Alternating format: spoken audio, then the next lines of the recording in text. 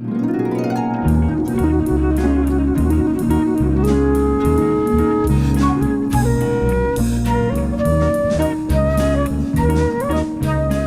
to you by way of the not-for-profit Mainframe Studios in downtown Des Moines, this is 900Views, a podcast for building community through the arts as we build an arts community. I'm your host, Pat Bodie, and today I'm at the Kessinger home on Des Moines' South Side, also known as Yellow Door Gallery. Emily Susanin Kessinger and her husband Mason returned to Emily's native Des Moines from Chicago with the intent of opening an in-home gallery and hosting salons. We'll talk about those in a moment and what that actually means.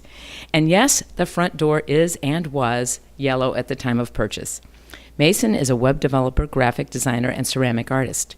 Emily spends her days as marketing manager for the Whites Company, but will be focusing on her work as a gallerist and community builder. We'll provide details at the end of this podcast, but now that Emily and Mason have brought a beautiful baby boy into the world, and he is beautiful, I just met him, they're taking Yellow Door Gallery on the road with an upcoming salon, number 18, scheduled for May 7th at Fox Brewing in West Des Moines. You're going to want to not miss that, okay? Mm-hmm. Now, we interviewed the remarkable Ben Gardner in episode 2, and I mentioned then that he and my son, Andy Davis, were the inaugural visual artists for the Yellow Door Gallery and Salon back in, I want to say, January of when? It was 2017. January of 2017. And I want to harken back to that day for a moment.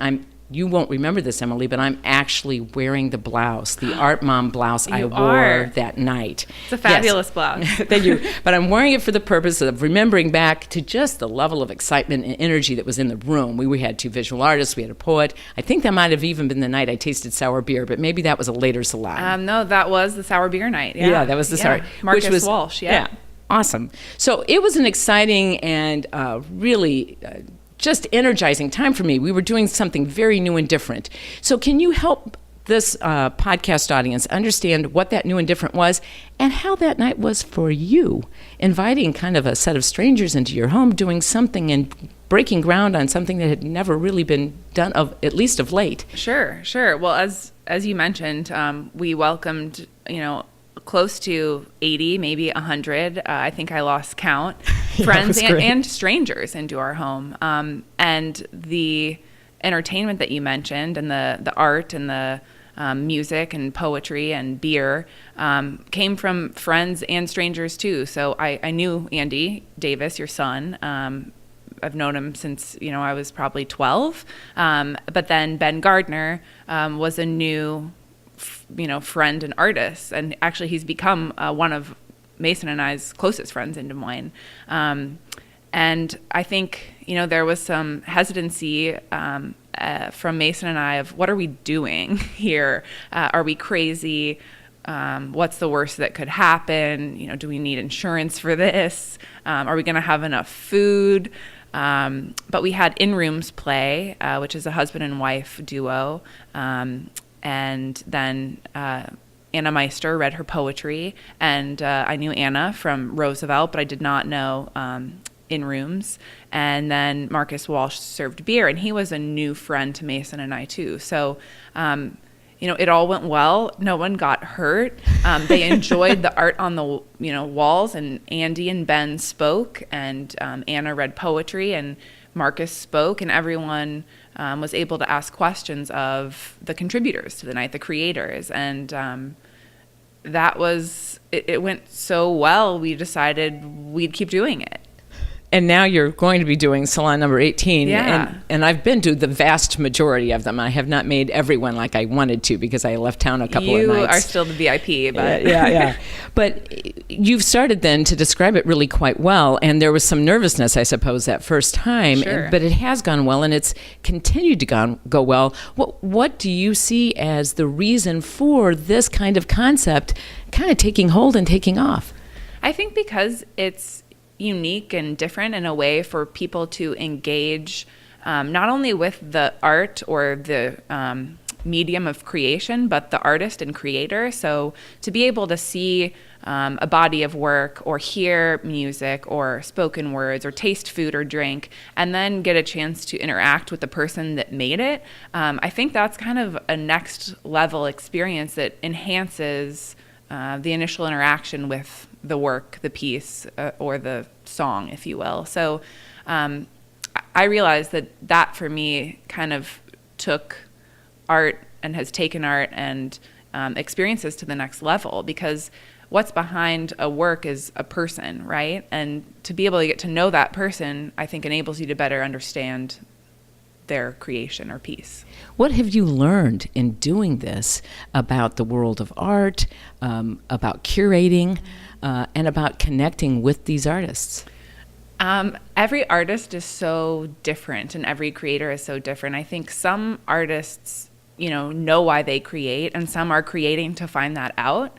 And I think that's sort of a beautiful thing, and something that, you go to a museum and you read an artist statement on a wall, right? And you, like the Art Center show that is up now, those works are meant to show something that took a long time to make, that's common and everyday, and you view everything differently as you go through that. But some artists are just making things because they felt like they should make them and they don't know why. So I think trying to sometimes objectively or subjectively look at art, depending on what mode you're in, can transform it differently. I think of like Andy's works, right? His pencil drawings in particular, and they're kind of abstracted, natural forms of nature or the human body and form. And hearing him talk about it takes you to a different place with his work, opposed to not hearing him talk about it and just seeing it.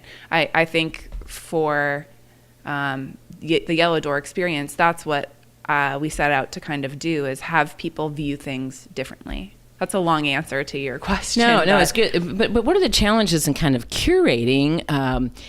When I normally think of curating, you're thinking of someone in a gallerist. You think Right. of someone curating in a gallery with a set of walls, and people are going to come through, and maybe they'll sit at a bench and watch it. But there's not necessarily going to be this level of curating that includes poetry or music, or in your case, comedy. And the list goes on of the different elements you've brought into this mix. How do you curate that? What's going through your head? Sometimes I'm looking at bringing together really diverse forms that might not make a ton of sense together, to be honest, and just kind of to challenge the viewers to find their own associations. And sometimes I see, there'll be both abstract artists that use complementary color forms. It could be as simple as that, or it could be one show actually several shows I didn't even really curate, to be honest. I mean, from a visual art side only.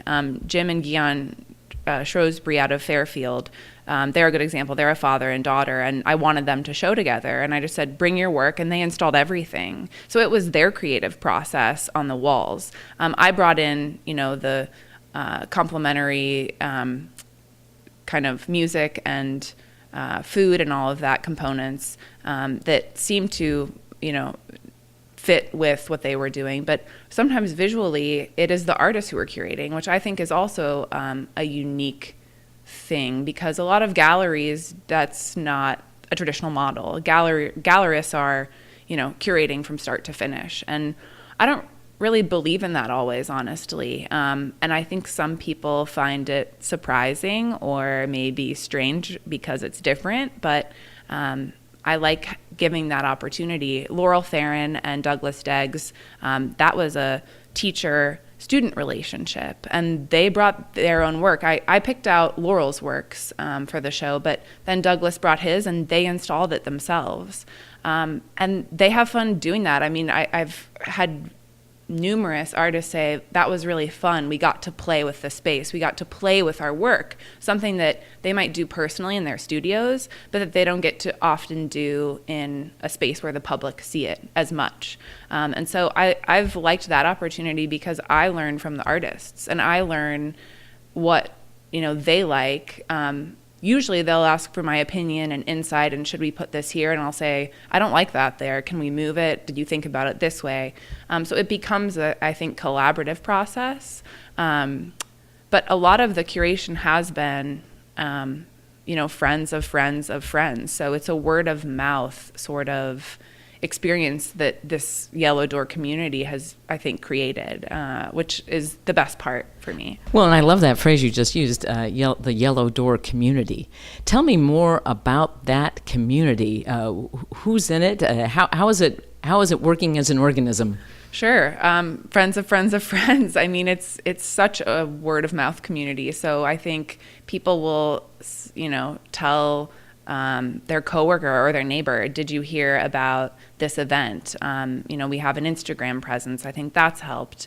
But so many of the artists are from Des Moines, from Chicago, from New York, related to Acre, which is an arts organization that's based in Chicago, that has a residency program. And so I think the arts community that is in Des Moines is bigger than Des Moines as well, because you have artists who are doing residencies outside of Des Moines and really even the state of Iowa. I mean, I've shown artists from Fairfield, Iowa City, Ames. It's the arts community of Iowa, but also the Midwest. And then you have, like I said, residencies at Yaddo in New York or Every Coat of Paint in New York.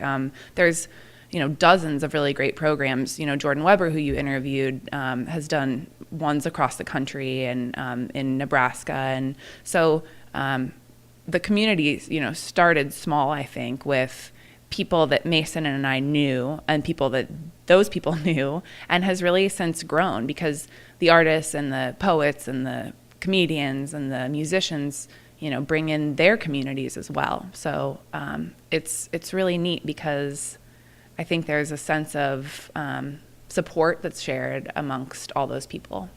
When you talked about the artists being able to kind of curate this thing themselves, it sounded like a pretty empowering potential for the arts community building that you're doing. What else do you see when you pull all this together? This empowerment piece, this support piece. Are there other elements of this arts community that you're helping to build that are taking shape? I don't know if I'm helping to build it. I think a lot of people are helping to build it. I mean, there's so much of this that I couldn't have done without sounding boards of artist friends and people like you and other community organizers, really, to just say, is this a crazy idea? But I think, there's people who have done versions of this before me. And so Matt Greiner, who was with Chicken Tractor and is now doing community building in his own right, I met with him early on to say, what worked for you and what didn't work for you. And so learning from other people, I think, is the greatest way to continue to build a strong community. Asking people to get coffee and to say, and to hear their stories and what are they doing? I think there's strength in numbers. And so, partnering with other organizations. When you interviewed Matt McIver, he mentioned Open Door Rep, and they are doing amazing theater pop-ups, and they did a few in this space, which was really fun to have them come in. So I saw one that was really outstanding. Yeah. So I don't know I think you can do it alone, but there are ways to do it better together. And that's fantastic. So there's this collaboration piece. I guess what I'm trying to do is create a bit of a list of the features of a healthy arts community. And you're doing it. So you're not trying, you're doing support, it. Collaboration. Right. Am I missing anything on the list that you've witnessed, that you see taking shape? I think you have to have like a pretty tight vision at what you're trying to do. I think if you try and do it all or don't exactly, I think you can start out and not know what you're doing, but I think you want to pretty quick figure out what is it you're trying to do, because you can't do it all. And I think part of the challenge for me at first was, I want to have a gallery in my house open to the public all the time, and that wasn't possible. And then it's, you ask yourself, or I was asking myself questions like, do I want to start a gallery here? Do I have the manpower and ability? And I think just knowing what you want to do and what you're good at, I think the drive and vision I would add to that, because I think that's what everyone you've talked to has, and what a lot of successful community builders have. Speak to me for a moment before we close here about the concept of collecting. Yeah. Where are we status-wise in terms of the Des Moines community as a group of folks who understand how, what to collect, and what that may mean for our arts community and for the community at large? I'm glad you brought that up, because that too is a reason that I started doing what I'm doing. I think collecting starts with education and figuring out what you like.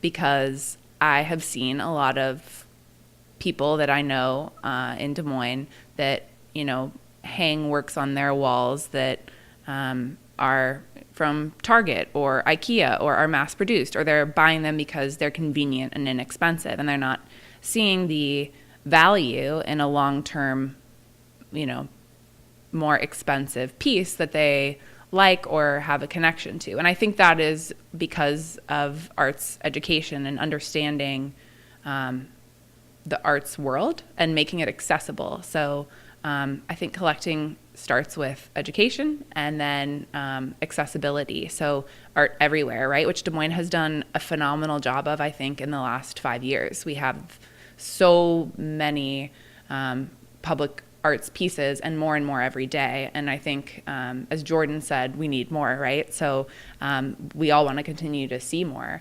I think artists are doing even a better job here in Des Moines at becoming accessible themselves through, the market day events, the maker fairs that go on here. There is sometimes fine art at those, and you can buy a work of art here for, $200 sometimes, which is affordable. Sometimes framing is more than the art, right? So yeah. I want to, share that with people. And I think we have done a pretty good job of that at Yellow Door, and just saying, like, here's art on the wall of a home and it could be yours. I think you can also buy art from auction. I mean, that's how I got started with my own collection, because there's some really beautiful, affordable pieces from artists who, I don't know, but that at least kind of, there has to be a tipping point or a kind of domino effect, I think, for people. And I think that can also start for some by connecting directly with the artist.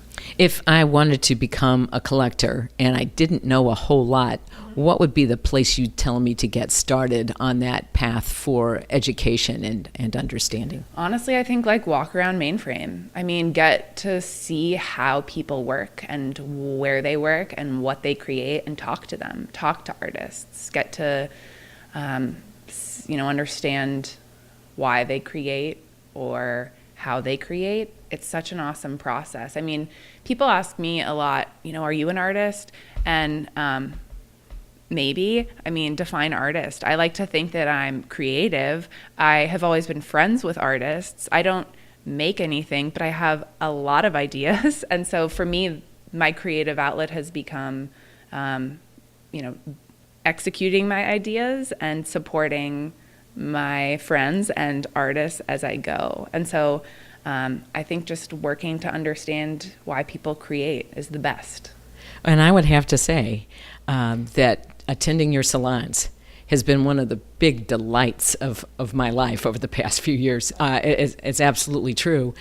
Each and every one of them has had something extremely interesting at a minimum to offer, and many times some passion has been triggered or some emotion has been evoked, and certainly we've gotten to meet people. So they're wonderful gatherings. So that's a setup, but a truthful one, yes. For you to describe what's going to be happening on May 7th at Fox Brewing. Sure. So I am no longer hosting salons in my home. Because you have a baby. We have a baby. But we are always looking for spaces around town. And Fox Brewing has a great location in a sort of warehousey, multi-purpose space just south of Valley Junction. So Fox Brewing was founded by a guy that went to Valley High School, local shout out, Brian Fox. And it's going to be May 7th, which is a Tuesday. It's the first time I've ever done an event on a Tuesday. But we're going to have Zet Gold, who is from LA, Sam Fathala, who is a local film producer. Well, Zet Gold lives in Des Moines, I should say, sorry. And she's a visual artist. She's get awesome. Her on the show, yes. You should totally speak to Zet. And I haven't even met Zet. So these things totally come together sometimes just via like, hey, I like you. I like you, Zet. Sam Fathala, who's a local film producer, videographer, cinematographer, will show a short of his on a projector.